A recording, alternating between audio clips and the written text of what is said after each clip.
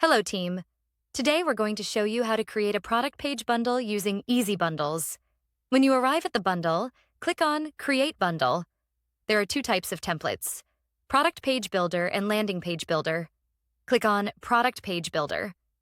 After clicking, you'll see a screen where a parent bundle product is created in your Shopify account.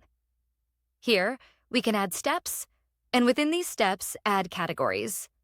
Inside each category, we can add the products or collections we want to display for that step. We can also set rules at the step or category level. For example, if we want to set a rule for quantity or amount at the step level, we can do that here. Similarly, rules can be set at the category level. This helps us restrict the quantity or amount for that category. Next, we can set up discounts. We can choose a fixed percentage or a fixed bundle price. Once the discounts are set, click on Place Widget. You'll see templates. We've created an example template called PDP Bundle. After creating the template, go into your themes. Make sure the theme app extension for Easy Bundles is activated. Then go to the new template you created.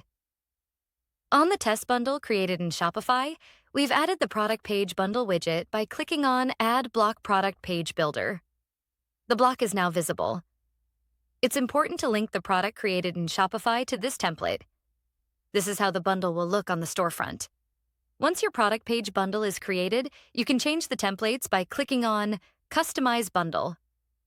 There are 4 template types: product, horizontal, vertical, and slots. Right now, it's set to horizontal slot. To change it to vertical slots, click on Selected, then Next. And finally, Preview Bundle. Now, the slots have changed to a horizontal slot. If you want to change it to a product list or product kit, click on Customize Your Bundle and change the template from here. That's how we create a product page bundle.